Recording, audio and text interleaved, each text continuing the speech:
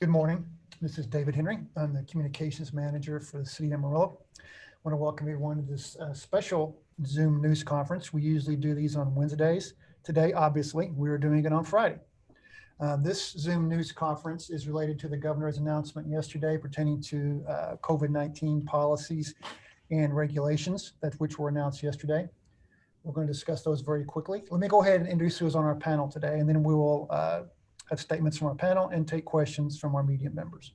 We're joined today by Amarillo Mayor Ginger Nelson, City of Amarillo Public Health Director Casey Stoughton, Dr. Scott Milton, Public Health Authority, Texas Tech University Health Sciences Center, City Manager Jared Miller, and Anthony Spinell, Director of Environmental Health for the City of Amarillo. At this time, I'll go ahead and turn over to our panel, and we'll start with Amarillo Mayor Ginger Nelson. Mayor, how are you this morning? I'm well, thank you. And good morning, Amarillo. Thanks for joining us to go over the governor's most recent changes to the statewide orders regarding COVID-19. I'm excited as a citizen that we're beginning to loosen up. And I think we want to be able to visit with you about what those requirements changed yesterday and get you the information you need as a parent, as a citizen, as a business owner, so that we can operate and respect the governor's authority, but yet be returning to life as much as we possibly can, keeping each other safe while doing it. So I look forward to hearing what our panel of experts has to say. And Dave, I'll hand it back to you. Thank you, Mayor. Let's now go to Casey Stoughton, Public Health Director for the City of Amarillo. Casey, how are you? Good morning, Dave. It's good to be here on this Friday morning. Just want to take an opportunity to provide a few details regarding the governor's announcement yesterday. While Amarillo Public Health certainly includes Potter and Randall counties, the Panhandle RAC, or the Amarillo Hospital Region, consists of 25 counties in the Texas Panhandle, including Potter and Randall counties. The hospitalization rate for those, all of the counties in that 25 county region includes patients testing positive for COVID and how this relates to the opening capacity for businesses in the Amarillo community. And that is what will be that's what the governor will use to determine that regional rate, as long as a region, we stay collectively under 15%. Then we will stay, then some of the reopening activities that Jared Miller will talk about in just a minute as he describes GA 30, then some of those activities will certainly apply to us. But just, I think it's important to note that this reopening, this phase of the reopening, we certainly are more regional than we have been in the past. And so we're looking at a 25 county area that is defined by our RAC regions. So the Regional Advisory Council regions, that we're part of that Panhandle RAC. That's a 25 county area here in the Panhandle of Texas. And so we're certainly in it with our neighbors, as we have been since the beginning, since March, when we had our first COVID positive cases here in the Panhandle. Amarillo Public Health will certainly continue to work closely with the state to provide the most current and accurate information so that we can provide all necessary and prudent steps to stop the spread of COVID here in our community. I also want to take a minute to emphasize that as we're continuing down our reopening phase, especially as we're working together as a Panhandle community, masks and social distancing are still so important. We want to make sure that we are slowing the spread of COVID while we're reopening. And so masks, social distancing, hand washing, staying home when you're sick, all of those things that we've talked about since the very beginning are still so crucial in this time of reopening. Again, just want to take a moment to mention the public health drive-through testing site is still available. If you need that, it's free of charge. You can call 378-6300 if you have signs or symptoms that you think might be COVID, and our staff will be very happy to screen and direct you to the testing site. And that's all I have today, Dave. Thank you, Casey. Let's now go with Dr. Scott Milton, Public Health Authority, Texas State University Health Sciences Center. Dr. Milton, thanks for joining us this morning. How are you? Yes, thank you for having me. Good morning to Amarillo and Potter and Randall County and our whole region. I think the important thing for me is to reiterate that the message has not changed from me or from the health department. Casey has gone over that, how important masking and social distancing is. That is the only way that we can mitigate this pandemic at this time. I also want to point out that the Panhandle is different from the rest of Texas, and we've talked about this before throughout this pandemic. Certainly our city is, and our health district is basically Potter and Randall County and Amarillo, but our referral area for the BSA and Northwest Texas Hospital is broad and relatively sparsely populated, but includes several other states.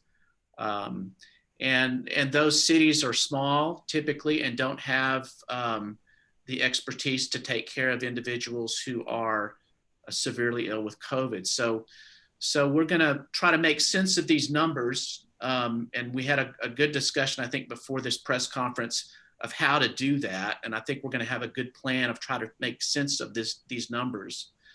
But I think that the bottom line is, once again, our message is not going to change. We've got to continue to wear a mask and practice social distancing so we don't stress our hospitalization any more than we have to.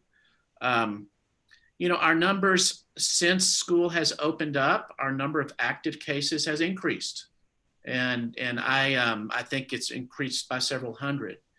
And so we're seeing this open up further in the face of seeing more active cases in our community. And as your health authority, to be blunt, that worries me. And so once again, I'm just going to keep repeating myself. So that's all I have to say about that this morning, Dave. Thank you. Thank you, Dr. Milton.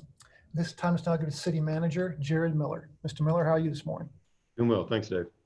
All right, so the governor yesterday came out with executive orders GA30 and GA31. GA30 supersedes GA28 that we've been under for almost 3 months.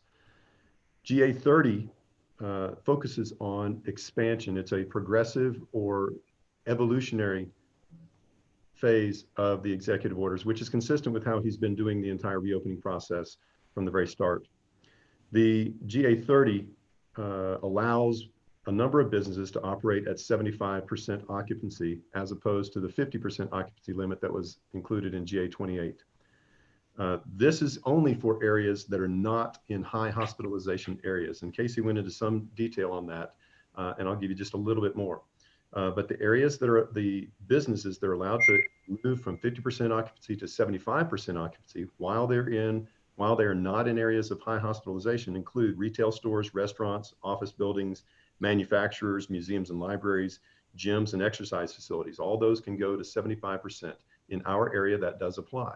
We are currently at 10.1% per the state's metric on measuring our hospitalization rate. And the limit where you have to go back to 50% is 15%. Now that 15% would have to be exceeded for 7 consecutive days, and then we would move down to an area of high hospitalization, which would reduce our occupancy limits for certain businesses. Areas with high hospitalization means any trauma service area that has had 7 consecutive days with greater than 15%. And we're in a 25 county trauma service area. So that's the metric and benchmark that you have to hit to go to a high hospitalization area. To come out of that designation, you also have to have 7 consecutive days of less than 15% hospitalization rate per the state's metric for measuring hospitalization rate. We're going to be tracking very closely with that. And we're also going to put that on our scorecard and on our dashboard so that people can see where do we stand with regard to the state's measurement metric for that. We'll also have other information on our dashboard because we are a 2-county hospital district.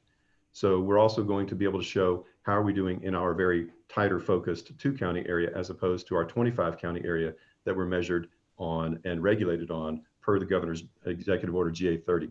That sounds a little bit confusing. We'll work with anybody to explain how that works.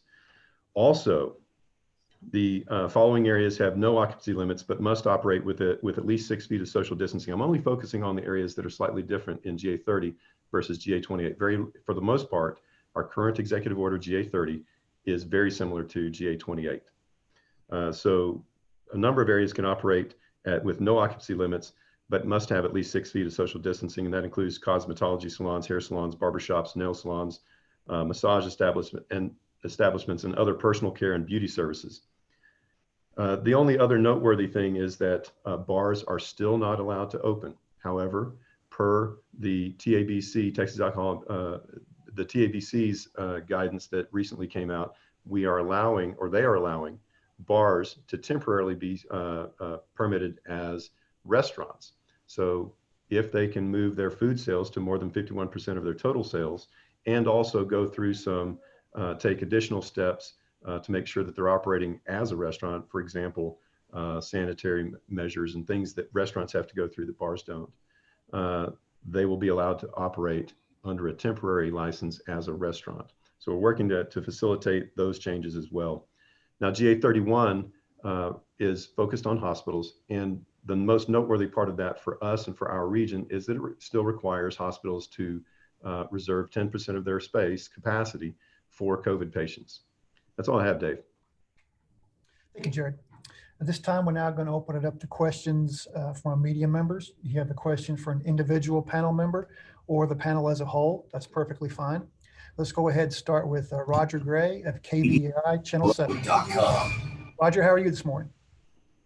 Doing well, guys. I'm just curious. We all watched the governor's press conference, particularly Dr. Milton.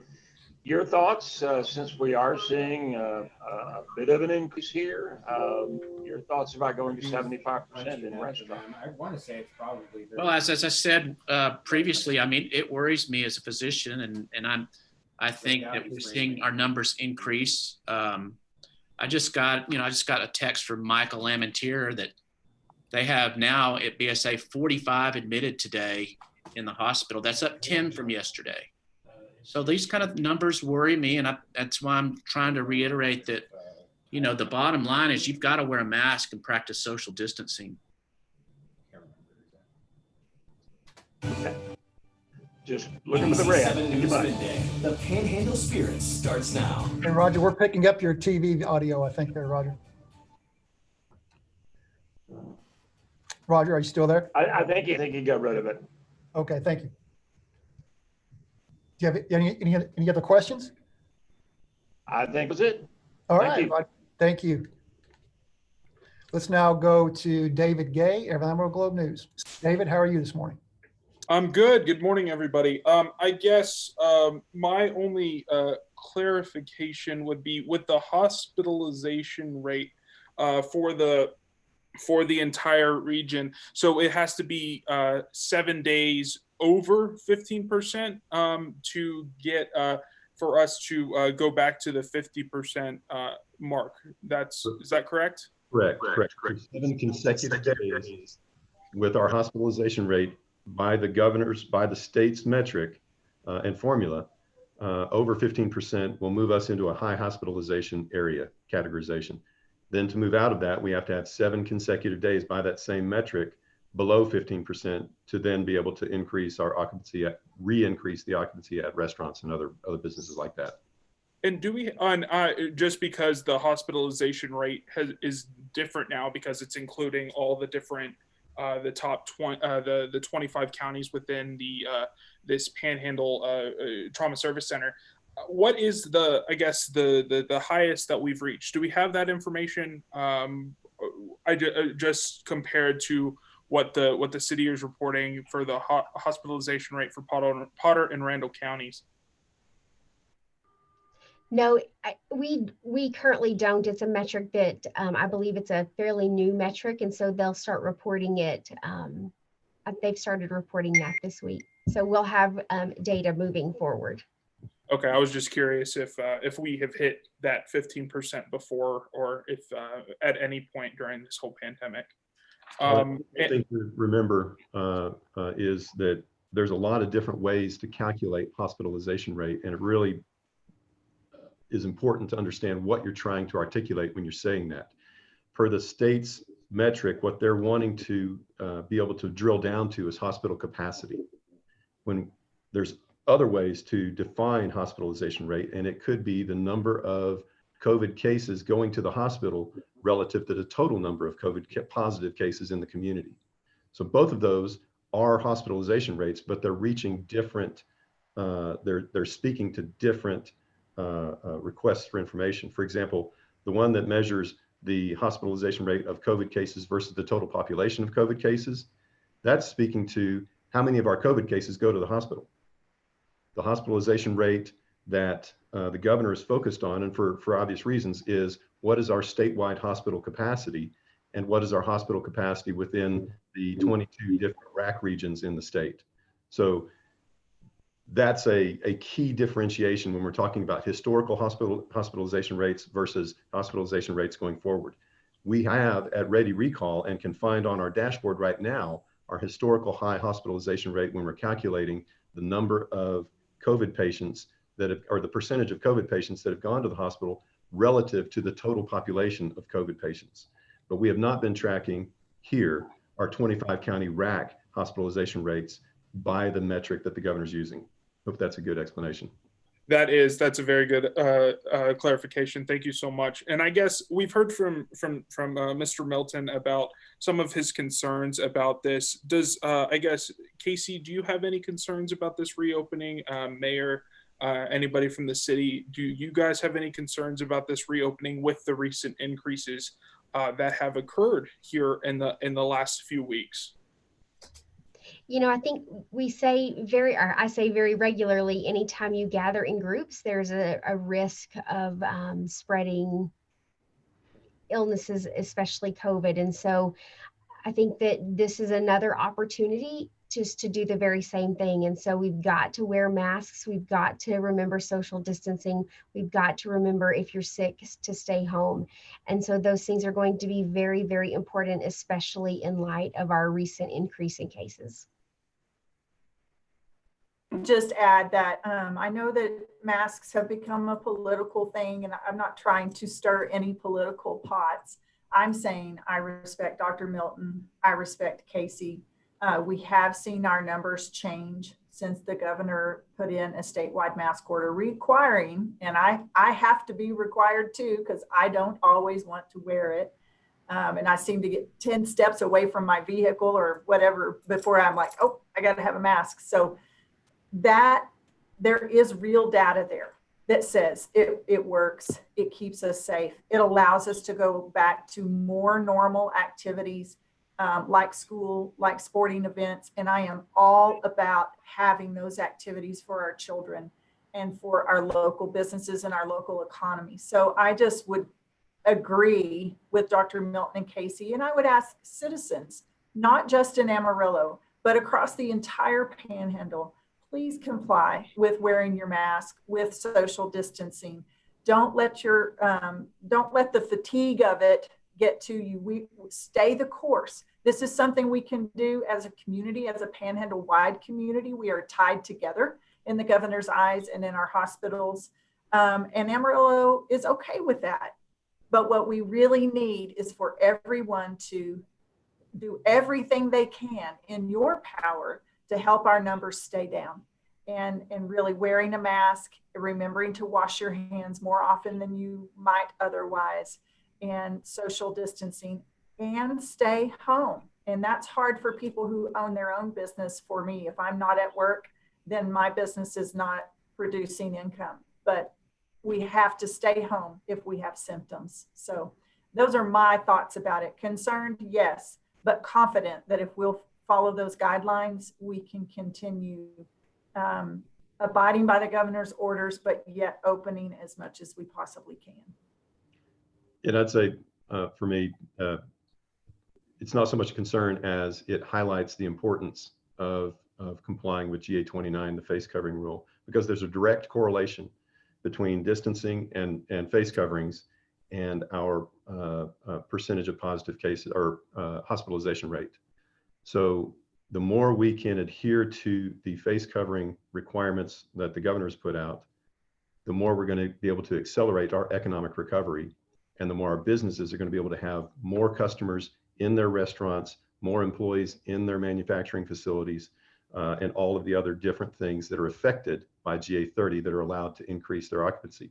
The better we can do on this as well is very likely going to accelerate the point at which we can have more attendees at professional sporting events, at amusement parks, at zoos, at rodeos, and equestrian events. So all those things from GA28 that are still at 50%, the more we can show positive results statewide, certainly area-wide, but statewide, the quicker we're going to be able to move into a phase of serious economic recovery. It's very important to us, not just individually, but as a community and as a state. So it definitely highlights the need of adhering to GA29 and the face covering requirements. All right, fantastic. I appreciate your thoughts. That's all I got, Dave. Have a good weekend, y'all. Thank you, David. This time, let's now go to, if I'm not mistaken, we have, is it Aaron Langston of KMR Channel 4? How are you this morning? Aaron, are you there? We will come back to Aaron in just a second. We do have another media member here, if I'm not mistaken, Taylor Mitchell of KFDA Channel 10. How are you this morning? Taylor Mitchell, how are you this morning?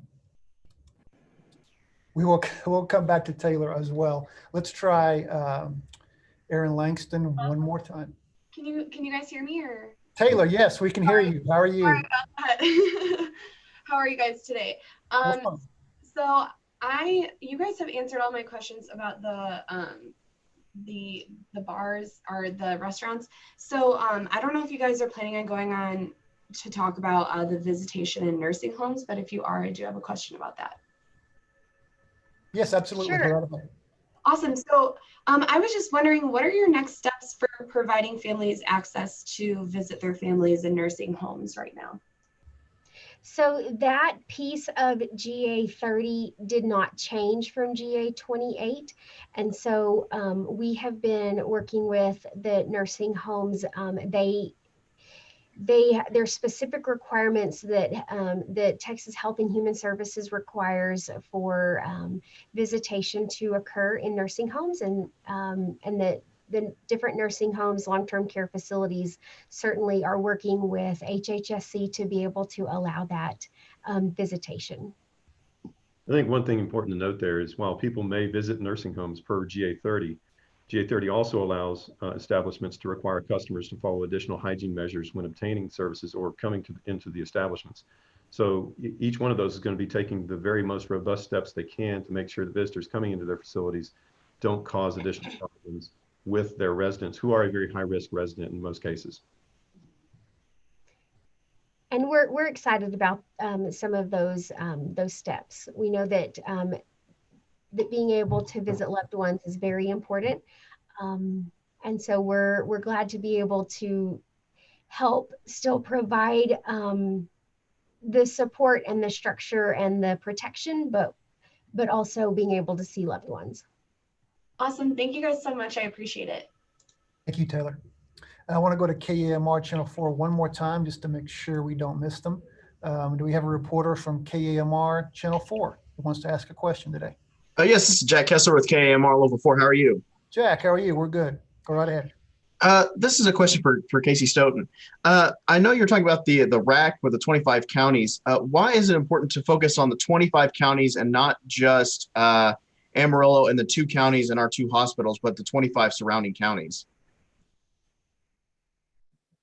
So, that was certainly a metric that was provided by the governor and the state health department.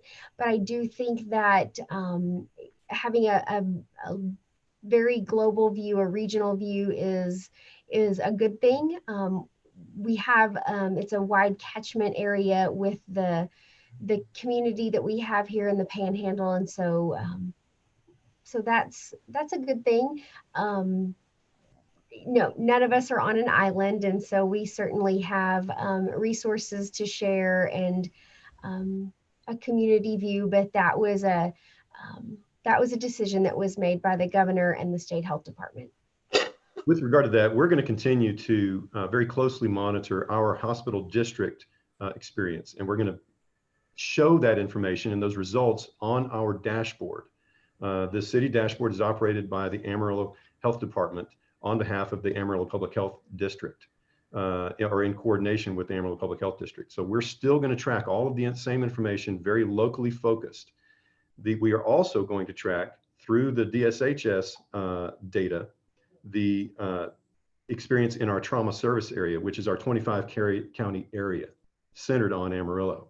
That's important to the state because that helps them allocate resources and be able to know how they're moving in a from a regional standpoint. So it's two distinctly different areas. We're still going to focus on our local experience, but we're also going to be very focused on our regional experience as well, because that's why we're going to be regulated from Austin. Austin's very focused on a regional standpoint, from a regional standpoint, to know how they need to allocate resources and how they need to apply the designation of areas with high hospitalization. And city manager Miller, when it comes to, you said like barbershops and cosmetology and stuff like that, you said they have to social distance, but is there no occupancy limit on those? Like people can go in waiting rooms and stuff like that? Well, they have to maintain social distancing. They have to maintain social distancing between workstations as well, but there's no occupancy limit as long as they are, or they can go up to 100% of their allowed occupancy per their permit with the city. So when I say no occupancy limit, that means they can go all the way up to 100%, but they still have to maintain social distancing, and their workstations still have to be at least 6 feet apart. I have no further questions. I appreciate it, guys. Thank you, Jack. That concludes our questions from our media for today. Once again, we usually do these on Wednesdays at 11 a.m. This was a special news conference related to what the governor had to announce yesterday. I want to thank all of our panel members who took the time out to be here for this special news conference today. Thank you very much. We will see everyone again Wednesday at 11 a.m. This is David Henry, Communications Manager for the city. Thank you everyone for attending. Thank you.